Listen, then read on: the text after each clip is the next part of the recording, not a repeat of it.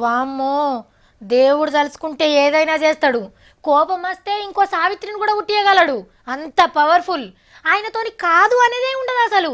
కానీ ఆ దేవునితోనే వావ్ అనిపించే పనులున్నారు మన తాన. కొత్త గుళ్ళ కోసం గీ నక్షలను చూడాలే నా సావిరంగా. కట్టినాక ఆడికెళ్ళి దేవుళ్ళ గదిలి తొట్టు ఏమన్నున్నాయే నక్షలు. మళ్ళా శివరాత్రికి నేనైతే తప్పకుండా ఎమ్లాడకే పోతా. ఈ వార్త చూస్తే మీరు కూడా ఇదే అంటారు మరి. యములాడ రాజన్న గుడి ఎడల్పు కార్యం మళ్ళా ముంగట్టుకొచ్చింది. వాస్తు చూసి గుళ్ళు గోపురాల శాస్త్రం ప్రకారం కొత్త నక్షలు గీపించిండ్రు. ఇగో ఇదే అస్సలు గుడి. 4 దిక్కుల 4 గోపురాలుంటాయి. గీ గుళ్ళనే రాజన్నను కొలుసుకోవాలి. శివరాత్రి నాడు ఎంతమంది జాగారం పట్టినా కూసునేంత జాగుంటది. బయట కూడా విశాలంగానే ఉంది.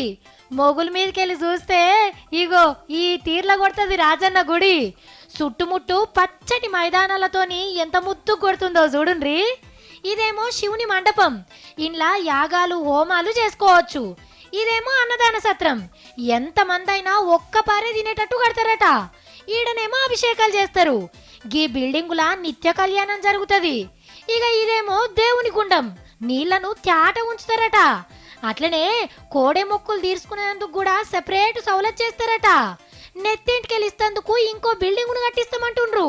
గుల్ల మంత్రి ఇంద్రకరణ్ రెడ్డి సార్కు ఈ నక్షలు మస్తు నచ్చినాయట. ఇక రాజన్న పెద్ద భక్తుడు. కేసీఆర్ సార్ ఓకే అనుడే ఆల్చం. గుడి గుర్తుపట్ట రాకుంటేనే అవుతుంది. మళ్ళా శివరాత్రి కోతే మీరే పరిశాన్ అవుతుండొచ్చురు.